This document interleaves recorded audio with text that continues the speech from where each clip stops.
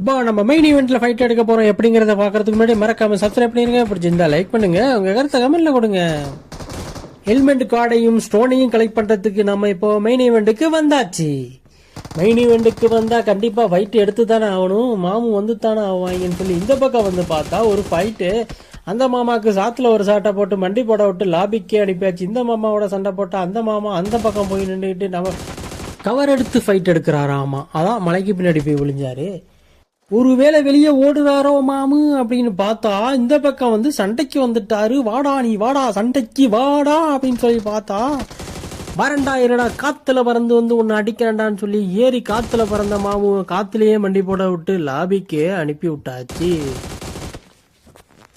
அதை முடிச்சுட்டு நம்ம வந்த வேலை பார்ப்போம் அப்படின்னு சொல்லி ஸ்டோனையும் காடையும் கலெக்ட் பண்ண இந்த பக்கம் போனா அந்த பக்கம் திப்பு திப்பு திப்புன்னு சவுண்டு கேக்குது. ஆஹா, ஒரு ஸ்குவாடே வந்துட்டாங்கடா அப்படின்னு சொல்லி வந்து பார்த்தா ஸ்குவாட்ல 2 பேரு. ஒரு மாமுக்கு ஒரு மண்டை சாட்டை போட்டு மண்டி போட விட்டுட்டு இன்னொரு மாமுக்கு பின்னாடி வந்து சாத்துல ஒரு சாட்டை போட்டு 2 பேரையுமே சேர்த்து லாபிக்கு அனுப்பி விட்டாச்சு.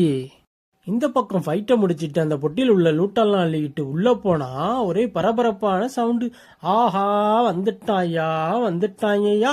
வந்த வேலையை முடிக்க விட மாட்டாங்க போலயே. வேற யாரு, மாமு தான். பரபரப்பா வந்த மாமுக்கு மண்டை சாட்டை ஒன்று போட்டு லாபிக்கு அனுப்பியாச்சு. அடுத்த வீடியோல பார்ப்போம். அது வரைக்கும் பா.